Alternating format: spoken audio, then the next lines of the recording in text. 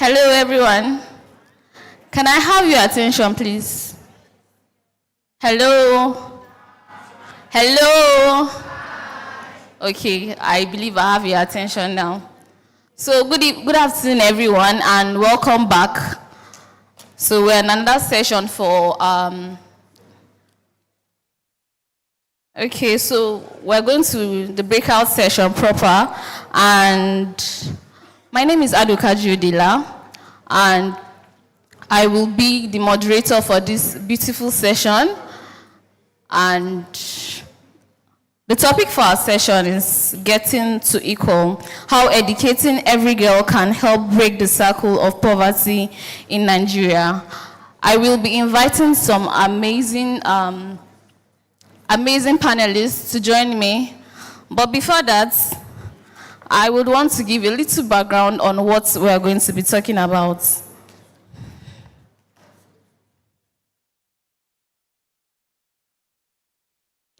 Okay. Statistics have actually shown that, according to UNICEF, about 18.3 million children are not in school, even when the primary and secondary institution is meant to be free and compulsory. The daily occurrence of Nigeria has actually proven to us that while there's so much work that is being done, a lot of things are being done under the carpet. For instance, I could cast our mind back to the 100 Nigeria girls. 100 Nigeria girls, orphan girls that were actually put out in the name of empowerment. And then I could also cast our mind back to what happened to education. We keep screaming about the inequalities and discrimination against girls and young people. How about the repealing of the VACT Act that got passed out within a twinkle of an eye? It got passed out from the first reading and the second reading, and although we're not quiet about it, but these are some of the inequalities that happen. With this, I'll be inviting my amazing panelists to the session.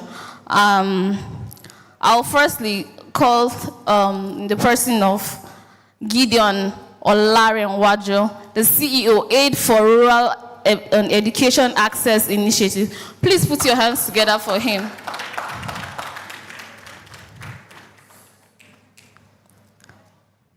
Next, I'll be calling on Toby Ransom, EU Consortium Lead, Educator Advisor, Plan International. Please put your hands together for her. Don't stop clapping.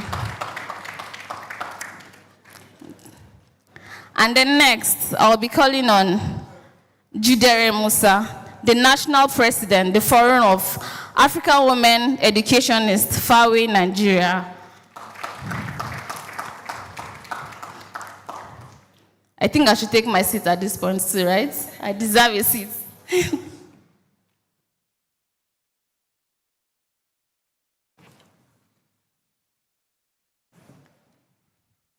So thank you so much for giving me the privilege for being my panelist at this point. And yeah, thank you so much.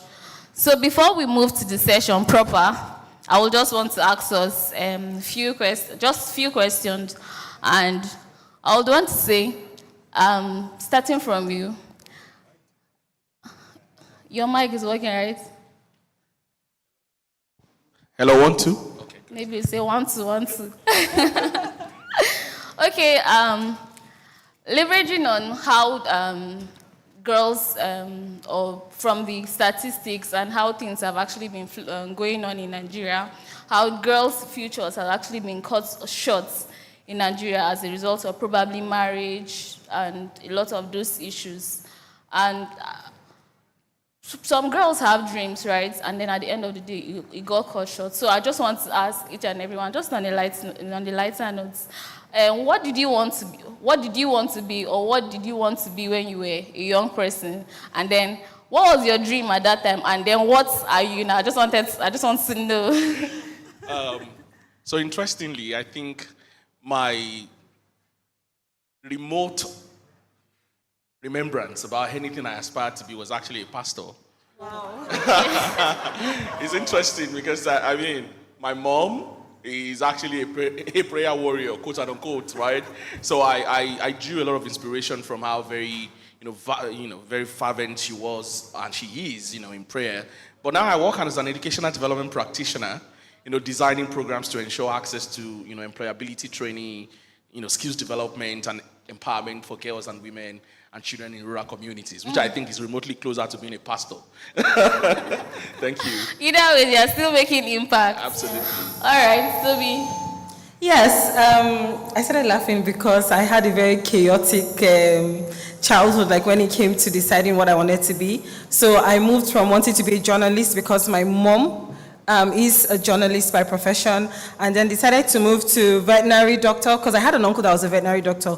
But as at that time, he was struggling in his career, and he said, don't even think about it, you're going to suffer. So I moved and went to law. I was like, okay, because my dad is a lawyer. But after a couple of years, I was like, I'm going to be a doctor. Because at that time, when you're smart or you're chatty, people just believe, you're going to be a good doctor. Luckily for me, that did not happen. I did not get to study medicine, and I discovered my passion for working with children. So here I am. Thank you. Awesome. Dr.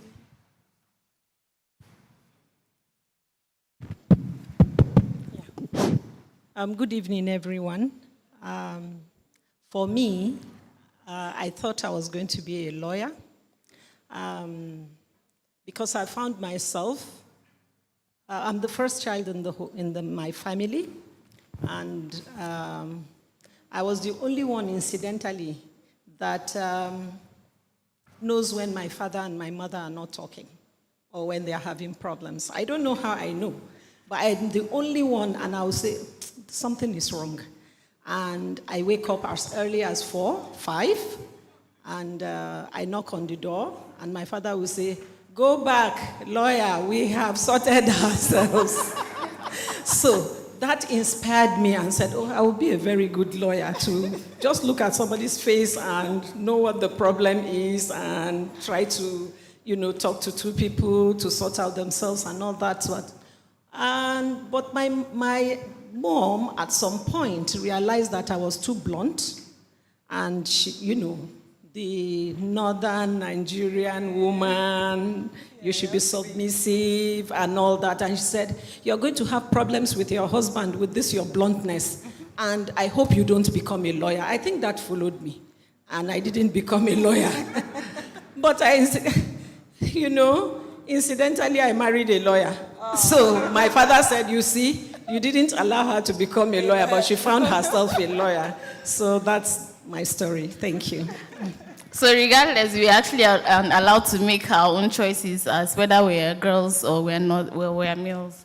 So that's awesome. I wanted to share my own story. My own is not my own story. It's just a joke.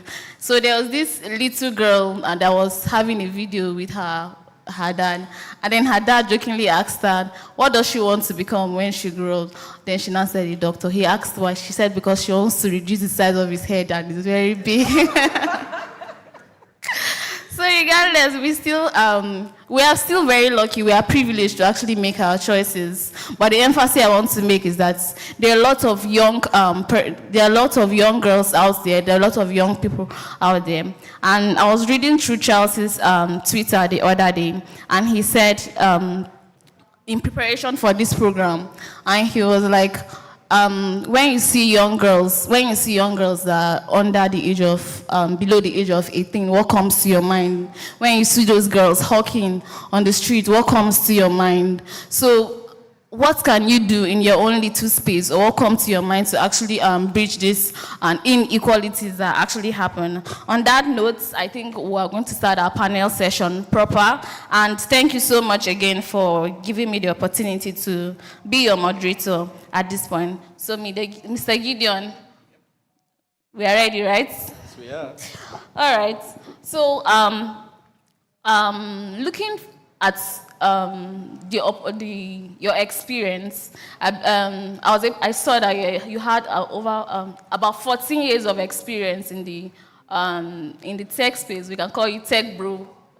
Possibly. Yes. So leveraging on that experience, how would you say how can technology be leveraged to enhance educational access for girls in remote or unreserved areas. I'm speaking on it because I know you have done a lot on education, in rural development, and all of that. So please. Fantastic. Awesome. So I think it would be good to give a context. Hi, everyone. Hi. Awesome. So my name is Gideon. I run a non-profit called Area High. Area High stands for Aid for Rural Education Access Initiative.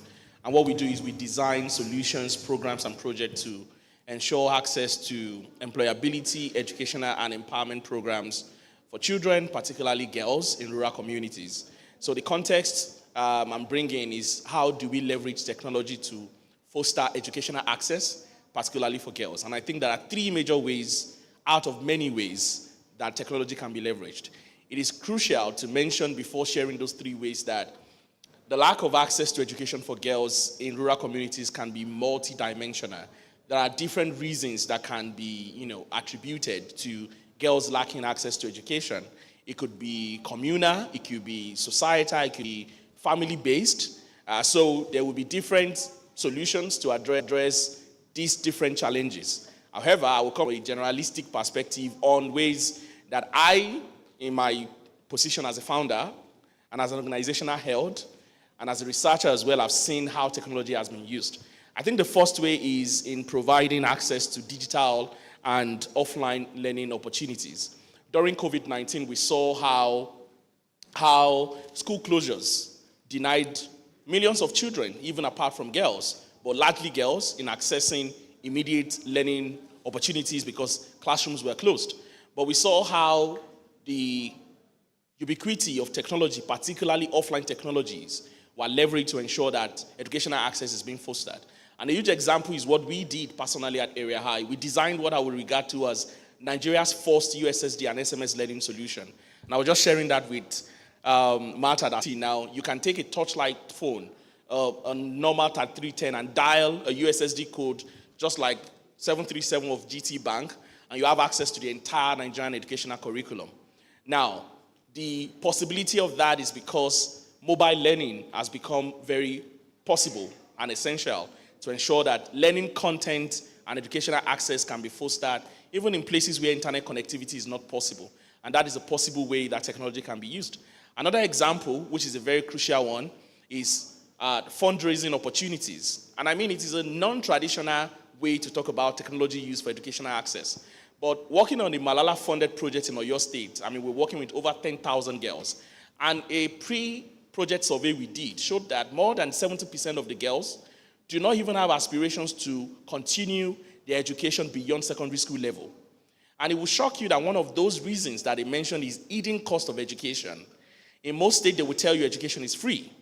Why that is fundamentally true, there are so many costs to education that is oftentimes being overlooked, that poverty levels at family level or at the household level will not allow you to fund. You have to buy books, you have to buy textbooks, you have to buy school uniforms, you have to provide something I used to challenge my mom, who is a retired teacher, for, called developmental levy. And they charge them to as high as 10,000 per term, and you want them to believe that education is free. This discourages girls to say they want to go on to tertiary education. And it's shocking that we have seen how platforms, technological platforms like GoFundMe, I'm going too far, like EdSeed, you can Google it. It allows girls in places like Syria, Afghanistan, ED, then SEED, to fundraise for higher education online. And it will shock you that 65% of successful campaigns on this technological platform are being raised by girls. Without this kind of platform facilitated by technology, perhaps many of these girls will not have the opportunity to raise the financial resources necessary for them to proceed to higher education. That's another example. Tech has really facilitated educational access. The very last one is opportunity for open access, open educational resources, OERs. And I'll use female teacher trainings for a good example. It's not alarming or shocking that more than 55% of the teaching force in Nigeria are made up of women, right? Many of them go from secondary education into teacher professional colleges to go study education so that they can become professional teachers. And oftentimes, many of them do not have access to immediate professional development programs. But with the access to open educational resources, many of these girls have access to learn online to become professional teachers.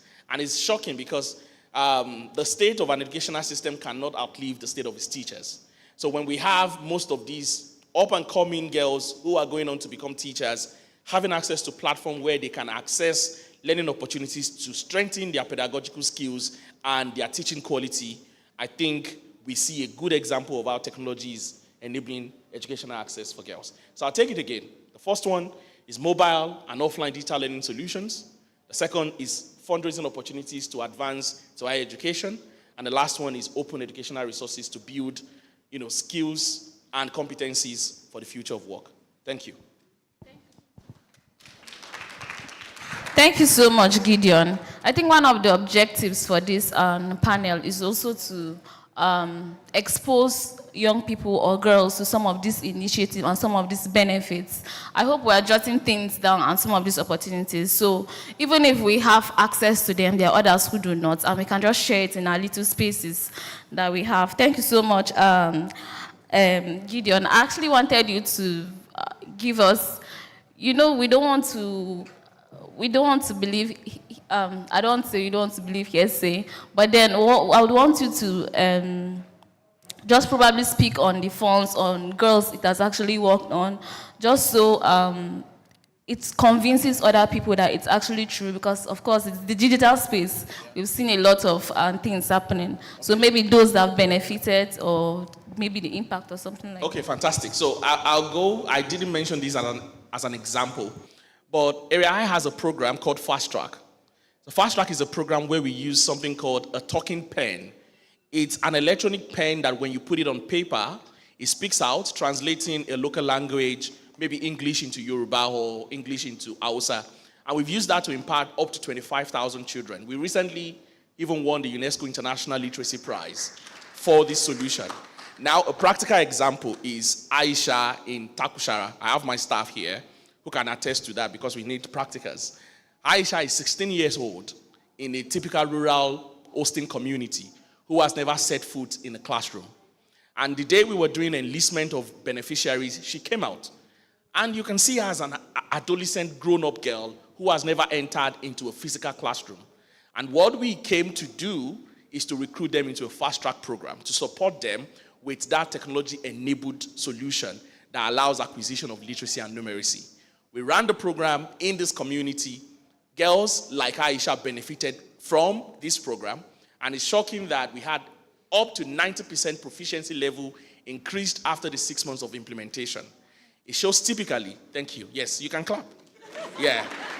It shows typically how technological solutions are programmed. I mean, she's never entered into a physical classroom, and an accelerated or alternative program that is facilitated by technology allows someone like her to access a program that has built our literacy and numeracy skills. And it exemplifies how organizations are working locally using tools powered by technology to support girls to learn and grow to their fullest potential. Thank you so much, Gideon. Thank you. I think you've actually said a lot. Let me let you breathe for now. Okay, so now I would dive into Toby Ransomed. Yes. I got that. Okay. So I understand that you're an educationist, an educator, and you have quite a large experience working with young people, working with children, and then you've actually been passionate about it. So I would want to ask, from your experience, and then especially as a consortium, right? Consortium lead with Plan International. I would want you to just share with us what are the key factors contributing to the dropout rates of girls in school, and how can targeted intervention address these issues or to improve retention? All right, thank you. Hi, everyone. I am Toby Ransomed. So basically past tense of ransom. So if any of you need help, you can just call to me and I will show up. Myself and my family will show up. So I'm the education advisor and I'm consortium team lead with Plan International Nigeria. So I'm going to talk about some of the barriers or some of the factors, that lead to girls dropping out of school, and then some interventions that I know of and that we have worked on as an organization. Gideon has actually done a good job of laying the foundation on some of the challenges or factors that contribute to dropout rate in girls. Yes, the first one is poverty. That is such a huge factor. Nigeria, we're currently experiencing an all-time high in poverty, and it's not just Nigeria, it's a global phenomenon, right? Inflation rate is hitting everywhere, but for us, because we're in Nigeria, we know it and we're feeling it strongly, and that has led to increased dropout rates for girls. This is tied closely to harmful gender and cultural norms. Because when you look at how girls are perceived in a lot of households in Nigeria, priority is placed on the male or the boys.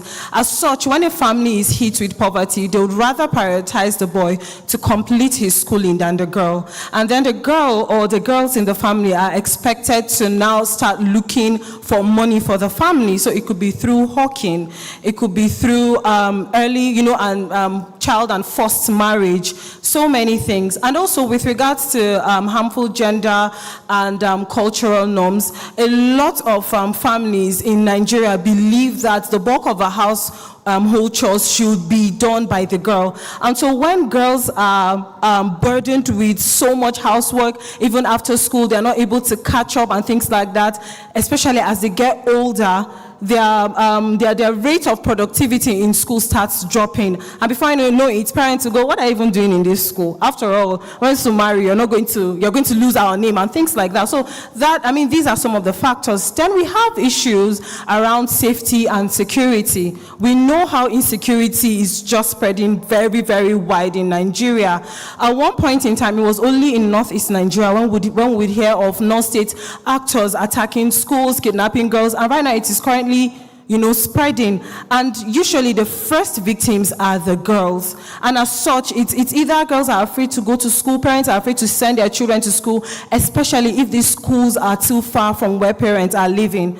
And then also closely tied to this is an issue of access. Some schools are located in places that are either too far, they would have to walk long distance, or the roads are not safe, or they're suffering from erosion. So there are a couple of schools, for example, in northwest Nigeria. Every time when it's rainy season, you know that access to that school is going to be cut off because of flooding. Then also you have an issue of quality education. How many children can you talk to from schools, a lot of schools in Nigeria, that can actually read and write, right? We know that research has shown that Nigeria is going through learning poverty, where children at a certain age cannot read or write, and the effect is much more on girls. And so a lot of parents start asking themselves, why should I send my child to school if they're not going to learn? So it's either teachers do not have enough the suitable capacity, or we have low number of inadequate teachers. So you have pupil teacher ratio getting to 1 to 55.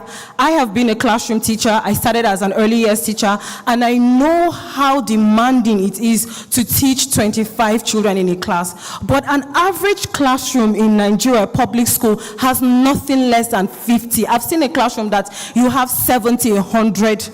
Yeah. I'm just trying to err on the side of, but then it is so challenging. And so there's no quality education. Children are not learning, teachers are tired. And these factors contribute to dropout rates. And of course, just to emphasize the issue of, child and early forced marriage, that is tied to the issue of gender and cultural norms. Now, what are the interventions? I remember I was telling someone that I have, do you want me to look at that? Okay. I just wanted you to relate it to your experience, as a lead custodian lead in Plan International. So, yes, so it's very relative, yes. All right. Thank you very much. So, yes, what are some of the interventions that we have done? Because These are some of the things that we have seen in the course of our work. I'm personally from Northeast Nigeria, so I grew up seeing a lot of things. I know how the harmful, and harmful norms, gender norms, would actually affect girls from even going very far. They would ask you, why are you 25 and you're still in your father's house and you haven't gotten married? So from a very young age, like you're literally groomed to want to, I'm not saying marriage is bad. I'm just saying that so many times, the culture and everything, it was so much groomed to want to aspire to not want to complete school because they have something else to do. So what have we done, or what has my experience been, especially as an education advisor with Planned? We've done so much in so many interventions. One of the things, especially when it comes to addressing poverty, is providing cash voucher assistance for adolescent girls. So we know that, yes, there's a general problem, poverty, and boys and girls, are affected, but we know that the impact on girls are much more. So for example, I remember one of the projects that we worked on where we identified about 5,000 adolescent girls in Northeast Nigeria, some state in Northeast Nigeria. Thank you. And we identified these girls and say, okay, these ones are at the risk of dropping out, because research has shown that when girls are at that transition time, so moving from primary to secondary, or moving from secondary, from junior secondary to SS, that is when they drop out. And so we identified girls that were prone to drop out and then supported them with this. And the cash was something very little, basically to address what Gideon mentioned: hidden cost of education, levy, badge, PTA, just little things that we know that they're going to struggle with. And the voucher was to ensure that girls had an opportunity to get things that they need to make their stay in school easier: writing materials, school bags, sanitary pads, and things like that. Then in addressing an issue of safety and security, Planned International has actually been working with the federal government of Nigeria through Ministry of Education and some of the implementing partners in the space to actually see that Safe School Declaration is being implemented in Nigeria. So as of 2015, that was done. So Nigeria was one of the first countries to accept Safe School Declaration. And what is Safe School Declaration? It's basically an agreement by the federal government to see that education is protected, schools are not attacked, and then learning continues, especially during crisis. Because when there is a crisis or when there's a security concern, the first thing you do is that my child is not going to school. Before you know it, either IDPs are moved into those schools or soldiers, sorry to our military men, but they move into the schools and they take over and learning doesn't continue. But by saying that we're going to implement SSD, we're saying that, okay, we're going to continue schooling, come rain, come sunshine, because children deserve to go to school, especially girls. And then also we've been working to see that other important policies are implemented at the state level. Child Right Act, we know that education is the right of a child, especially for girls. Then when you look at quality education, something that I know that we're very passionate about is to see that children have access to quality and inclusive gender-responsive education. All this English means that when a child goes to school, it doesn't matter whether he's a boy or the child is a girl or the child is a boy, whether they have one form of disability or they're from a minority group, they have the education that they need and it meets them at the point of their need. So Planned International, we've trained thousands of teachers across Nigeria on what we call gender-responsive teacher pedagogy. How can teachers teach in such a way that they're not putting one child down over the other? Typical example, I go into a classroom to conduct classroom observation, and I notice that the teacher, because he's a man, he's more comfortable asking male students, and he's not engaging the female students. Or you have a classroom where female students are sitting at the back and male students are sitting in front, or you have children that are squinting and the teacher is not paying attention to the fact that they're squinting. That's because they cannot see. So what gender-responsive pedagogy does is that it helps the teacher see through that lens to address the needs of every child. So these are some of the things that we have done. And then another thing that we have done in addressing dropouts is actually working with the federal government through NERDC to develop a curriculum which we call Accelerated Basic Education Program. What we have noticed is that as a result of the crisis and insurgence that's happened in the Northeast, so many girls have stopped going to school. And that has contributed to the number of out-of-school children. And so you cannot expect a child that has been out of school for 3-4 years to come back to primary one. There's going to be a case of bullying, harassment, either from them or the other way around. But if you provide an accelerated education for the child, whereby they're able to catch up with their mates and then get the required certification provided by the Nigerian government, then you give them access to either gain a skill or vocational skill or continuing to senior secondary school, then you'll be addressing the issue of out-of-school children. So these are some of the things that we have done. Thank you. Thank you so much, Toby. You've said a lot. I feel like if we let Toby talk today, we'll not leave. I will keep talking. Yes, I mean, you can feel the passion from her voice. You can see that, okay, something she does, is something she's passionate about, and it's something she's actually encouraging other people to do as well. So thank you so much, Toby. And I also wanted to would want to relate it to the cases of the 100 Nigeria girls that actually mentioned earlier. It's so painful because I know even as a youth platform of Plan International, the Girls Get Equal especially, we know how much we put out our voices. It felt like we were screaming, don't do this, but then it was before you know what, and then this again. It feels like every day we're trying to address one issue, then another thing is coming, but we wouldn't stop. Yes. We wouldn't stop. And thanks to Plan International, they are doing a lot. I love the fact that you were able to relating it to what Joanne said earlier, there's nothing for us without us. And then you mentioned adolescent, also you engaging with adolescent. It means you are trying to tackle the issues of adolescents, and they are also using it in their adolescent themselves. So there's actually nothing for us without us. Exactly. So we can actually see that happening every day. So thank you so much, Toby. Okay, Jidere. Okay, so I would want to ask, as the president of Faraway, you are an educationist and you've actually been doing a lot of work with women, and you are also an academician. From what I read, you have a very vast experience, especially in the academics. And so I would want to ask, based on your experience in the academics and then as a Faraway, and I'm sure you have experience on that based on what I've read, how can we effectively engage parents and community leaders in promoting girls' education? Yeah, thank you so much. I would like to begin by saying that I just want to remind us that we all know that education is a right, right?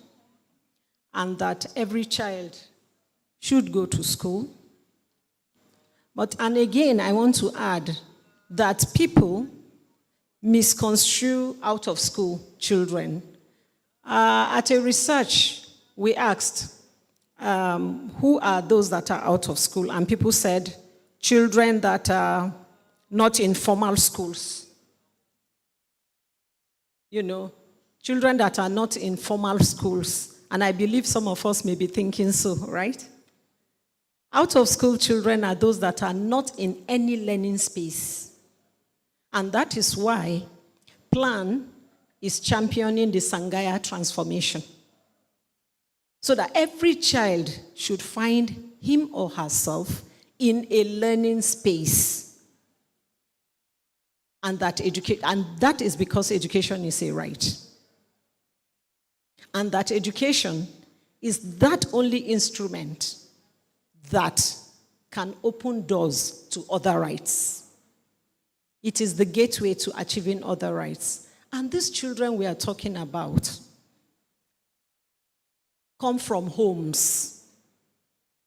They come from families. It's so saddening that when you see children, a 9-year-old, I saw a 9-year-old in Mubi begging, and he stood by the window of a school where I was also doing school observation, and he was peeping through the window and listening to what the teacher was saying. That is to say, children want to go to school. They want to be engaged. Children are interested in going to school. Have we asked the question, why do they drop out in the first place? Why do they drop out in the first place? We go on enrollment drive every year to enroll children to school. We register large numbers. But after 2-3 years, these children drop out. The numbers keep declining, and it's worst when it gets to when they get to the adolescent age, and more especially girls drop out. Have we been able to ask the question why? Why this is so? I think these are some of the questions we need to be asking. Why so? And I think I want to allude some of those reasons that Toby mentioned earlier that lead to children dropping out of school, and especially girls. Fear, insecurity, economy, and so many other reasons that Toby had already mentioned make these children drop out of school. And because they are from homes. I just want to drive my answer from my response from that these children come from homes. They have parents. And that if these parents are not engaged in the process, remember all the discussions we had in the hall. Everybody needs to be on the table.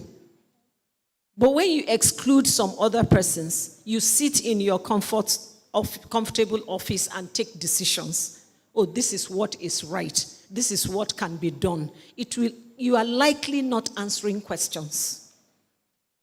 I give you an example, and you can apply it to education.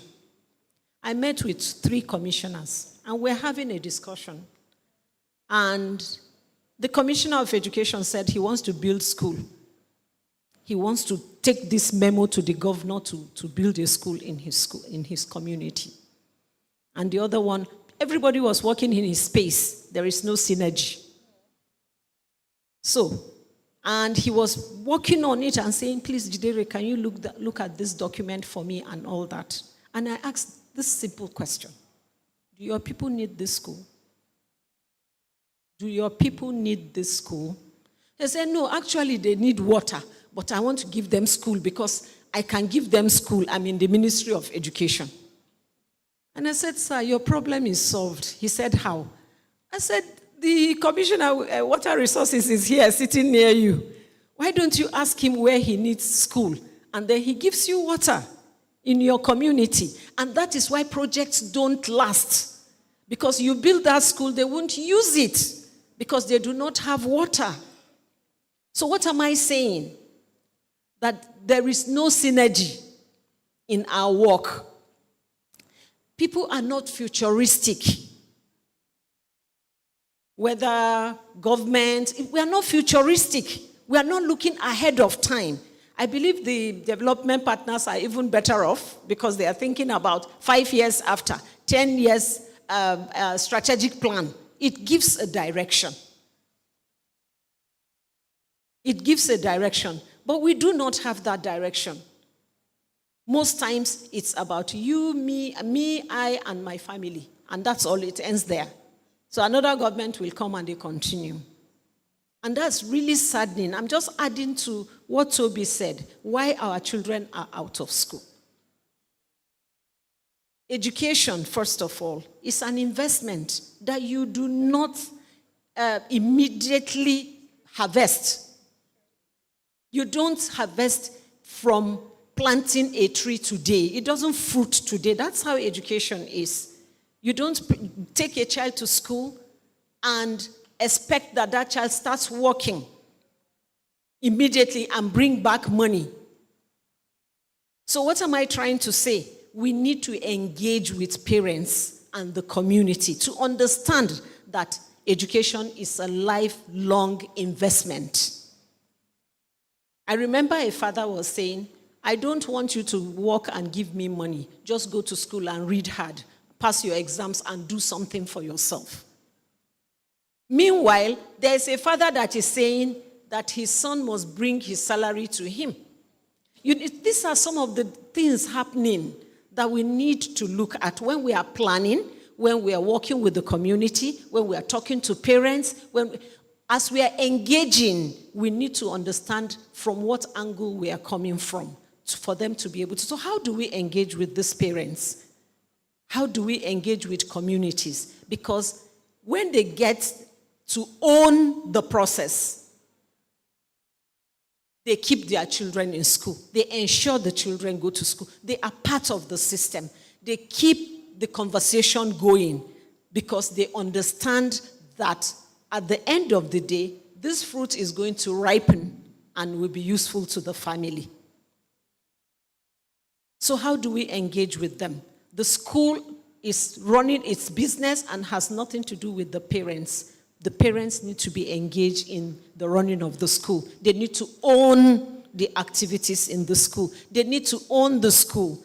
I applaud the Western states that still have grammar school. I don't know if it's still existing. Grammar school. Because those schools are owned by community schools. And the parents are concerned about what is happening in the school. They have a process of even checking. There are women organizations that run to the school to say, this is happening and this is not happening. Incidentally, these children know when teachers are doing the right thing and when they are not doing the right thing. I remember a child told me, my teacher doesn't know anything.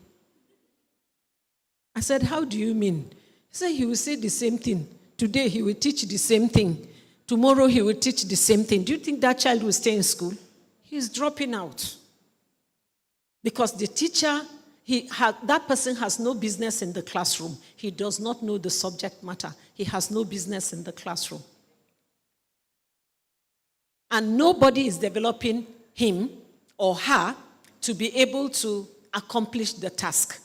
So we need to engage with the community. The community needs to know what is happening in the school. We also bring in the parents or community members, religious leaders, and elders in the community to engage as volunteers in the school. In school activities, you can bring them in as volunteers so that they would understand what is happening and the teachers will take the work seriously because they know that the community is checking.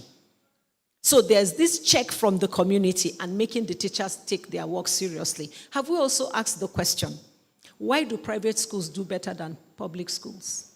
And incidentally, we have less qualified, I'm sorry, with all due respect to private school owners, we have, from researches, we have realized that less qualified teachers are in private schools. And the qualified ones with the NCE certificate, minimum teaching qualification, masters and so on, are in the public schools. But when we go for teaching practice, we find our student teachers sitting on teaching while the teachers are sitting under the tree. They are not providing mentoring, which is the essence of teaching practice in the first place. But they are not providing the mentoring. So now, there are critical questions that need to be addressed. If you run the school and the community is not engaged, they do not care about what is happening in the school. They take their children as daycare to your school. After school, the children come back. And when they don't see anything happening in the school, the child is not progressing, there's no difference in the child, there's no need for the child to go to school. Stay at home, go to farm, or marry. So that the husband can give you food. Because this school, I don't know what you are doing. And of course, if the child is not learning anything, he's learning something else. If he's not learning what is happening in the school, he's learning something else. And very likely those things are negative things. So you see, it is like it has so many branches that we need to actually come together to address. So we need to work with communities. In my experience, as in FAWE, we have worked with women organizations, our mothers' clubs, where we have asked mothers, what's happening to our children? They are not in school. Why do they drop out? And they give us these reasons I have mentioned. They do not learn anything in school, so let them stay at home and go to farm with us. They do not learn anything in school. They have only one teacher. Oh, because we are in the village, we have only the head teacher or the principal who teaches all the subjects, and of course he can teach all the subjects. So many reasons abound why our girls, especially girls, drop out of school, and there's need for us to engage with the communities seriously. And there's need for partners development partners to look at the need to engage with communities more with communities and with parents, and especially mothers, because mothers can make their children not to go to school or even remain in school. Thank you. So there's a need for us to do that. Thank you very much. Thank you so much, Ma. You've said a lot of things. She made emphasis on the fact that education is a right.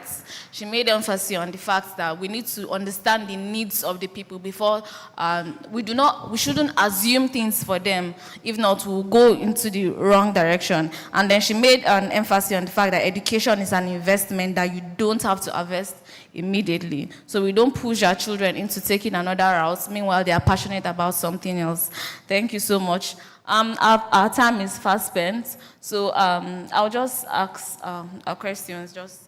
So maybe Gideon, in 2 minutes, in 2 minutes, yes, in 2 minutes. Yes, we have 30 minutes for the session, and you people have taken so much time. All right, so in 2 minutes, I would want to say you have been a leader. Automatically, as a founder, you have become an automatic leader because you already have people. So what role does mentorship play in supporting girls' participation in Area I? Okay, awesome. I think the importance of mentoring can never be overemphasized. I think it's one of the things you also allude to in terms of providing mentoring support, particularly for female teachers. But in relating mentoring for girls in STEM participation, if I understand, that is my question, right? How does the provision of mentors increases girls' interest to participate in STEM? And I would say for a fact that exposure to role models really have a huge impact on girls participating in STEM. We have a program called the Digital Skills Accelerator for Women and Girls, and it's a special program created to ensure that we can enable the acquisition of basic digital skills for learning, as well as advanced digital skills for employability for either girls or for women. So we could have adolescent women who are not in education, employment, or training. And we've executed that for 2 years. And there are a lot of things to borrow from that, and to borrow from a project being executed by a very good friend of mine called Confidence Steverly. She runs Cyber Safe Foundation. They have a program called Cyber Girls and Digi Girls. And there are 3 good ways that I think the structure of the programs, providing mentors to supervise and support girls who are enrolled in our own programs or even their programs, have shown. And the first one is that it drives agency and improves positive opinion that girls have about themselves to be engaged in STEM. I would interpret STEM as, let's say, the technology ecosystem, or even the acquisition of technical skills to function in the STEM field. There's a narrative being built already that only male, look at, before we normalized tech Cs, it took a while, but tech bro became a lingua on the street. And that's because we have little or less number of females who are taking up technology jobs, right? So that sense of self-empowerment and belief that, yes, I can do this, is often fostered when we have female role models or mentors supporting the girls. The second thing is it breaks stereotypes, right? Mr. Charles, our country director, said today that it would take 130 years for us to close the digital or gender equity gap in the world, according to the World Economic Forum. When we have girls or those who have achieved and are accomplished in the field of STEM, providing mentoring for girls, it shows that girls can get it done as well. You don't have to have a male individual in a position for you to get results. And it's interesting, I'm almost done, that in the UN system right now, there is more than 50% gender parity. For example, we have on almost all the UN organs, we have their Director General, ITU, UNICEF, UN Women, or top-level executives within the UN system all being women. The last point I will mention on the significance of mentoring is bordering on how it also improves parents' interests in future aspirations of their girls or of their female children. When a mother sees the concept of education is a scam, is often fostered when parents do not see the immediate or the future impact of sending children to school or even female children to school. But when they see someone who is self-accomplished, who has done well for themselves, they have that interest to say, okay, then I believe that my child can go on to be like Confidence, who is one of the world's most sought after speakers in the field of cybersecurity. That is the impact of mentoring. Thank you. Thank you, Gideon. Thank Yes. you, Gideon. I think we will need to round up now. Questions. Whoa. Okay. This is scary. How many questions are we? We'll take 3 questions.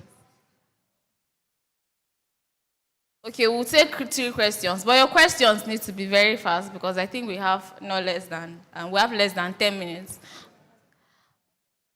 Okay.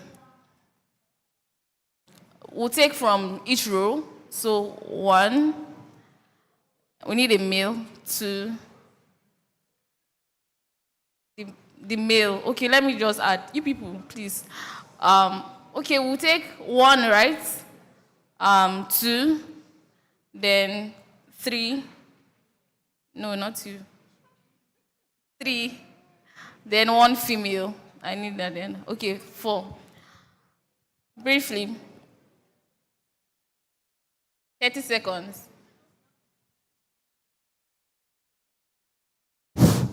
Okay.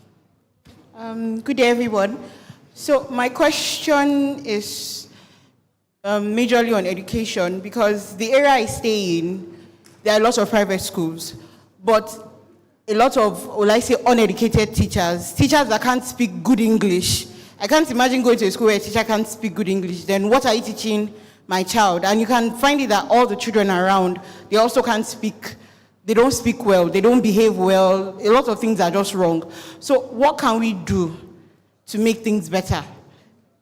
For example, I can say specifically now in the area I stay, so what can we do to make things better in that area? Thank you. So maybe we take all the questions, sir.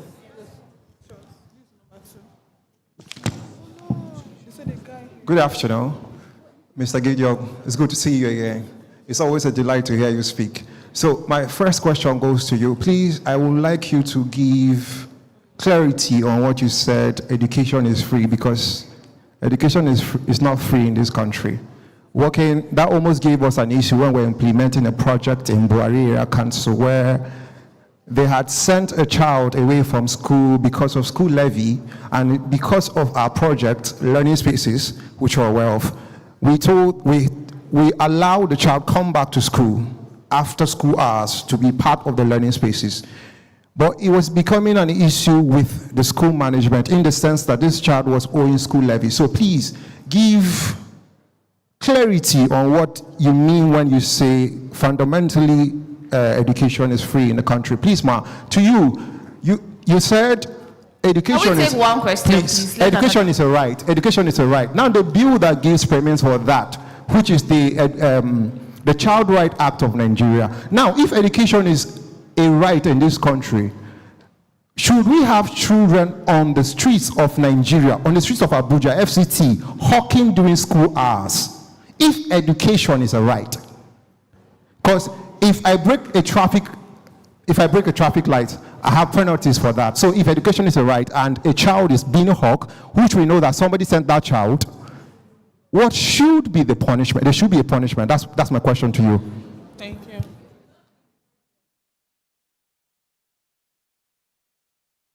Okay, where are the number 3 person? Okay, thank you. Hello, your question. Yes, your question. No, not you. Your question, then you. On glasses. No, she's. Yes, lady in green. Wait. I thought we had 2 guys. I'm asking. 2 guys and 2 ladies. 1, 2, I'm the 3, second guy. then 4. I'm the one that first raised. I raised my hand first. I didn't pick you. Okay, no problem. Thank you. Good day, everyone. The question is, if education is for everybody, then the children are not getting the right knowledge. What happened to the teachers? Because I volunteer in a school whereby all the non-organization that comes around focus on the children, leaving the teachers behind. I'm sorry, can I cut you short? I'm so sorry. So our time is fast spent, and they've notified me that we need to be there at the moment. Please, So the teachers need yes, to be you can trained actually, as well. You can The actually teachers send need your to be trained. questions online, or you can actually meet the panelists in person. Thank you so much. Apologies for cutting you short, and thank you so much for your attention and your time.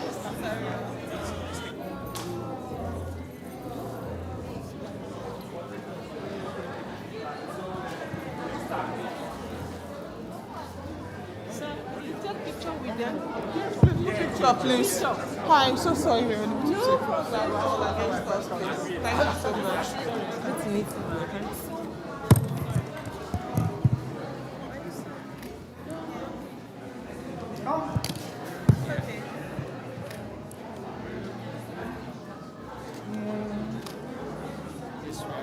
Don't go yet.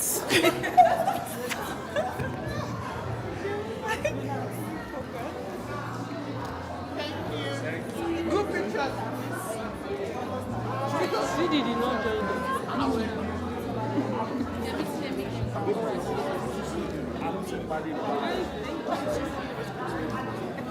Thank you so much. Sorry, my brother.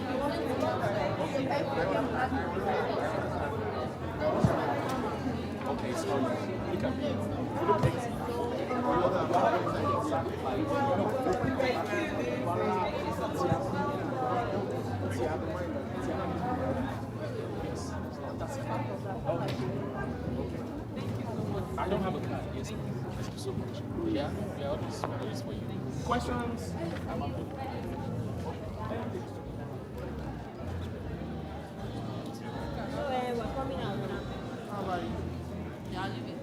The time is short. Good. Thank you.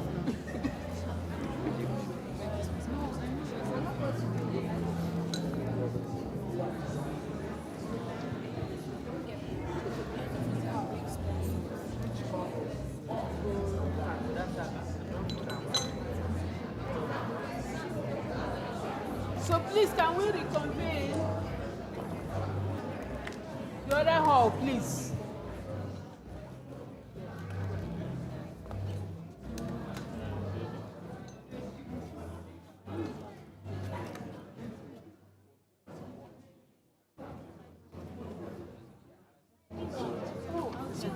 So we finish. Hello, please, let's go back to the main hall, please. Let's go back to the main hall. Thank you so much.